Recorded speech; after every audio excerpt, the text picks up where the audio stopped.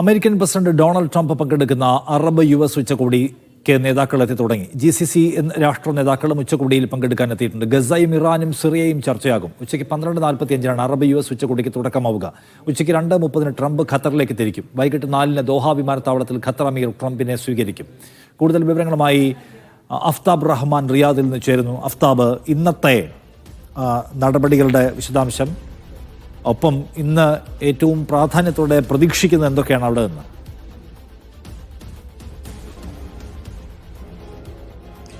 നിഷാദ്, ഇന്ന് ഇപ്പോൾ നടക്കാൻ പോകുന്നത്, ഒരു മണിക്കൂറിനകം നടക്കാൻ പോകുന്നത് അറബ് US ഉച്ചകോടിയാണ്. അതിൽ ഏറ്റവും പ്രധാനമായും ചർച്ച വരിക സ്വാഭാവികമായിട്ടും ഗസയായിരിക്കും. അറബ് രാഷ്ട്രങ്ങളെ സംബന്ധിച്ചിടത്തോളം ഗസ വിഷയത്തിൽ സമ്മർദ്ദം കൂടുതൽ ചെലുത്താനുള്ള ഒരു അവസരം കൂടിയാണ് ഇത്.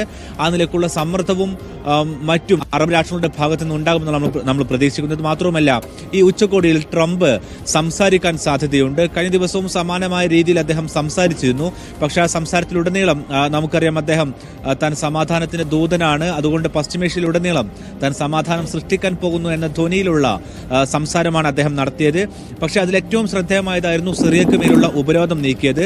മാത്രവുമല്ല, ലെബനാനെതിരെയും US-ന് നീക്കമുണ്ടായിരുന്നു. അതുകൊണ്ട് തന്നെ ഇന്ന് സിറിയൻ പ്രസിഡന്റും ലെബനോൻ പ്രസിഡന്റും ഒപ്പം തന്നെ ഫലസ്തീൻ പ്രസിഡന്റും സൗദിയിൽ എത്തുന്നുണ്ട്. ഫലസ്തീൻ പ്രസിഡന്റ് ഇതുവരെ എത്തിയിട്ടില്ല. മറ്റുള്ള രണ്ടുപേരും ഇതിനകം സൗദിയിലേക്ക് തിരിച്ചിട്ടുണ്ടെന്നാണ് നിലവിലുള്ള വിവരം. അങ്ങനെയെങ്കിൽ ഈ ഉച്ചകോടിക്ക് സമാന്തരമായി കൊണ്ട് തന്നെ ഇവരുമായുള്ള ചർച്ചകളും നടക്കും. മേഖലയിലെ ഏറ്റവും പ്രധാനമായും കത്തി നിൽക്കുന്ന വിഷയം ഗസ തന്നെയാണ്. സ്വാഭാവികമായിട്ടും ഗസയിലെ വെടിനിർത്തലും അവിടെ യുദ്ധവിരാമവുമാണ് ഏറ്റവും തന്നെ മുൻഗണനാക്രമത്തിൽ ഉള്ളത് എന്നുള്ളത് കഴിഞ്ഞ ദിവസം ട്രംപ് പറഞ്ഞിട്ടുണ്ട്. അതിന്റെ ഭാഗമായിട്ടുണ്ട് അദ്ദേഹത്തിന്റെ ദൂതനും ഒപ്പം തന്നെ വിദേശകാര്യ സെക്രട്ടറിയുമെല്ലാം നിലവിൽ ഖത്തറിലേക്ക് തിരിക്കുകയാണ്.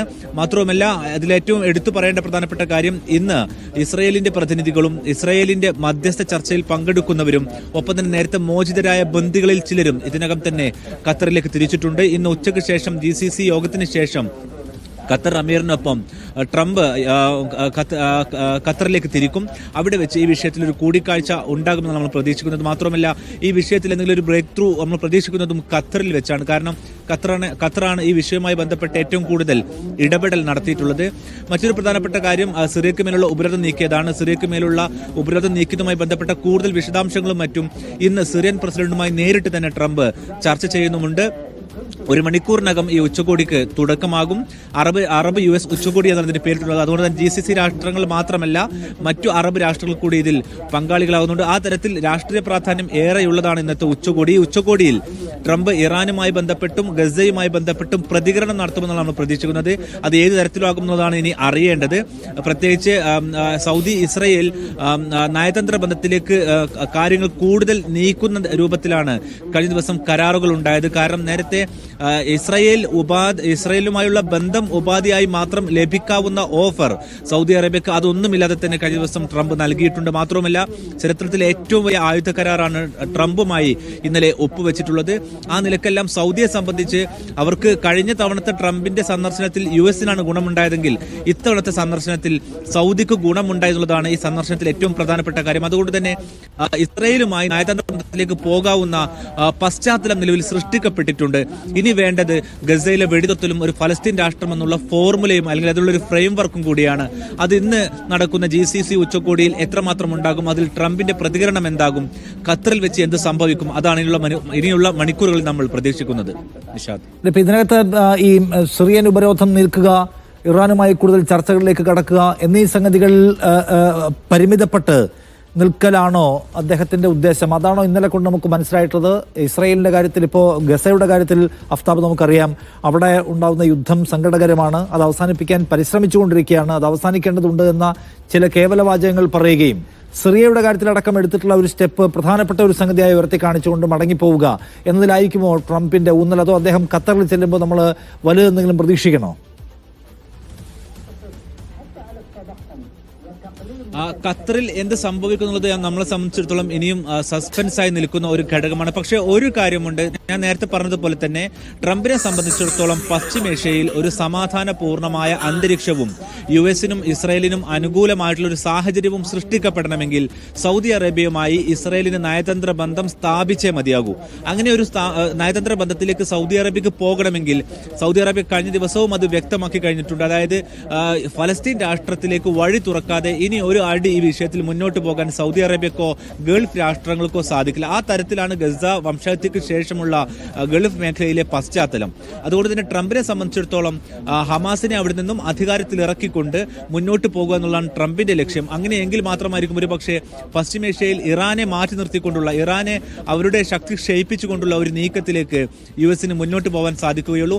ആ തരത്തിലാണ് നീക്കങ്ങൾ നടന്നത്. ഇന്നിപ്പോൾ കഴിഞ്ഞ ദിവസം ഇറാനുമായി ബന്ധപ്പെട്ട് അദ്ദേഹം പറഞ്ഞത് തനിക്ക് സ്ഥിരമായ ശത്രുക്കളില്ല, താൻ ആരെയും ശത്രുക്കളാക്കുന്നുമില്ല. പക്ഷേ ആരെങ്കിലും ഒലിവിന്റെ ചില്ല ഒടിച്ചു കളയാൻ ശ്രമിക്കുകയാണെങ്കിൽ കനത്ത സമ്മർദ്ദം അവർക്ക് മേൽ ഉണ്ടാകുമെന്നുള്ളതാണ്. നിലവിൽ തന്നെ ഇറാന്റെ സഖ്യകക്ഷികളായിട്ടുള്ള അല്ലെങ്കിൽ ഇറാനുമായി ചേർന്ന് നിൽക്കുന്ന ഹൂത്തികളുമായിട്ട് അദ്ദേഹം വെടിനിർത്തലിലേക്ക് പോയിട്ടുണ്ട്.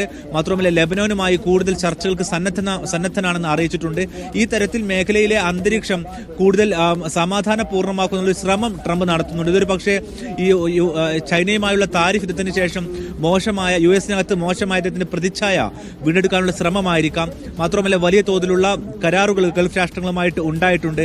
ഈ നിലക്കെല്ലാം അദ്ദേഹത്തിന്റെ ശ്രമങ്ങൾ തുടരുന്നു എന്ന് വേണമെങ്കിൽ വ്യാഖ്യാനിക്കാം. അതേസമയം തന്നെ ഗസ വളരെ പ്രധാനപ്പെട്ട വിഷയമാണ്. അത് പരിഹരിക്കാതെ അദ്ദേഹത്തിന്റെ താല്പര്യങ്ങൾ അദ്ദേഹത്തിന് ഗൾഫ് മേഖലയിൽ മുന്നോട്ട് കൊണ്ടുപോകാൻ കഴിയില്ല. മാത്രവുമല്ല ട്രംപിനെ സംബന്ധിച്ചിടത്തോളം യുഎസ് പ്രസിഡന്റ് എന്നതിനപ്പുറം ഖത്തറിലാണെങ്കിലും സൗദിയിലാണെങ്കിലും യുഎയിലും ആണെങ്കിലും തന്നെ അദ്ദേഹത്തിന് ബിസിനസ് പദ്ധതികളുണ്ട്. അതിൽ ചെങ്കടൽ തീരമായ ജിദ്ദയിലുള്ള പദ്ധതി ഉൾപ്പെടുന്നുണ്ട്. ഈ പ്രദേശങ്ങളെല്ലാം തന്നെ ഈ ഗസ യുദ്ധവുമായി ബന്ധപ്പെട്ടും ഇസ്രായേലുമായുള്ള സംഘർഷവുമായി ബന്ധപ്പെട്ടും ഏറെ പ്രതിസന്ധികൾ നിൽക്കുന്ന ഒരു മേഖല കൂടിയാണ്. കാരണം ഇവിടെ സംഘർഷം ഒഴിഞ്ഞാൽ മാത്രമാകും ഈ ബിസിനസ് പദ്ധതികൾ കൂടി അദ്ദേഹത്തിന് മുന്നോട്ട് കൊണ്ടുപോകാൻ സാധിക്കുകയുള്ളൂ. അതുകൊണ്ട് ഈ മേഖലയിൽ സമാധാനം സൃഷ്ടിക്കൽ അദ്ദേഹത്തിന്റെ യുഎസ് പ്രസിഡന്റ് എന്നുള്ള ഒരു പദവിക്കപ്പുറത്തേക്ക് അദ്ദേഹത്തിന്റെ വ്യക്തിപരമായ താല്പര്യം കൂടിയാണ് നമ്മൾ മനസ്സിലാക്കുന്നത്. മാത്രമല്ല സൗദി അറേബ്യയുടെ ഈ വിഷയത്തിലുള്ള ഇസ്രായേലുമായി നയതന്ത്ര ബന്ധത്തിലേക്ക് പോകാൻ കഴിയാത്ത നിസ്സഹായാവസ്ഥ അദ്ദേഹത്തിന് ബോധ്യപ്പെട്ടതായാണ് കഴിഞ്ഞ ദിവസത്തെ പ്രതികരണത്തിൽ നമ്മൾ മനസ്സിലാക്കിയത്. കാരണം കഴിഞ്ഞ തവണ വന്നപ്പോൾ രണ്ട് രാഷ്ട്രങ്ങൾ നേരിട്ട് കൈകൊടുത്തിട്ടുണ്ട്. ഇത്തവണ അത്തരമൊരു സാഹചര്യമൊന്നും സൃഷ്ടിക്കാൻ ട്രംപിനായിട്ടില്ല.